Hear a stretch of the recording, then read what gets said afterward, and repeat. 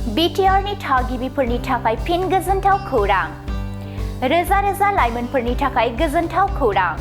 माखासे सान सिगां ग्रेजुएट आरो पोस्ट ग्रेजुएटनि सा 1330 फोरोंगिरिफोरनि थिसनथाइ बिलाइ गथायखांनायनि उनाव फिन आरोबाव फोरोंगिरिनि फोसावथाइ होदों BTCनि सोलोंथाइ बिफाना। गुदि फरायसालिनि लांदां जानानै थानाय मासिखौ आबुं खालामनो फोसावथाइ होदों BTCनि सोलोंथाइ बिफाना।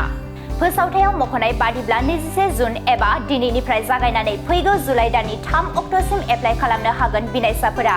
अनलाइननि गेजेरजों आर'जलाइ गथायनांगोन बिनायसाफोरा खमैबो गोजौसिन गेजेरारि थाखो एबा हायार सेकेन्डारि उथ्रिनाय जानांगोन आरो 50% लानानै उथ्रिनाय जानांगोन। बेनि अनगायैबो बिनायसाफोरा आसाम टेट, सेन्ट्रेल टेट नङाब्ला BTC टेट उथ्रिनाय जाथारनांगोन। गुबुन फारसेथिं BTCनि हायार सेकेन्डारि थाखोनि ग्रेड 3नि लिरथि आनजादा बोहैथि दाननिनो फैगौ 29 अक्ट'खालि BTRनि गुबुन गुबुन आनजाद मिरुफोराव खुंजागोन।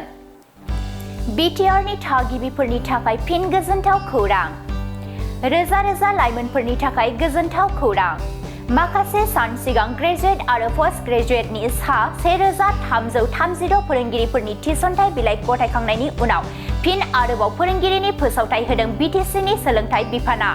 गुदि फरायसालिनि लांदां जानानै थानाय मासिखौ आबुं खालामनो फोसावथाइ होदों BTCनि सोलोंथाइ बिफाना।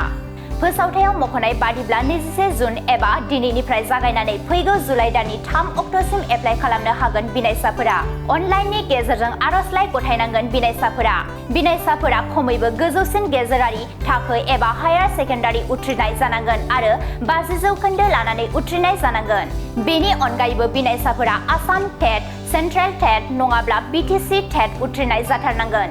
गुबुन फारसेथिं BTCनि हायार सेकेन्डारि थाखोनि ग्रेड 3नि लिरथि आनजादा बोहैथि दाननिनो फैगौ 29 अक्ट'खालि BTRनि गुबुन गुबुन आनजाद मिरुफोराव खुंजागोन। मोनसे गोजोनथाव रादाब। क'क्राझार सहरनि साई मन्दिरनि साखाथियाव R&B र'ड वार्ड नम्बर 6 आव थानाय ब्रह्मानन्द ITI क'क्राझारआ नोंथांमोननि थाखाय लानानै फैदों मोनसे सनानि खाबु।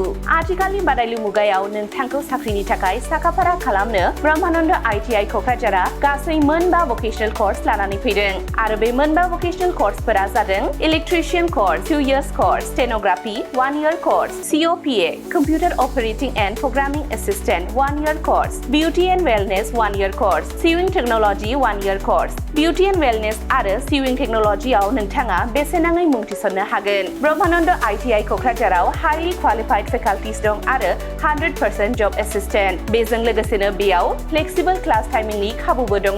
बेयाव CIPET, टुल गुवाहाटी बायदि नेशनेल इनस्टिट्युटफोराव एजुकेशनेल टुरनि थाखाय लानानै थाङो आरो रेलवे वर्कशप, बङाइगाव, APDCL बायदिफोराव इन्टार्नशिपनि थाखाय दैथायहरनाय जायो।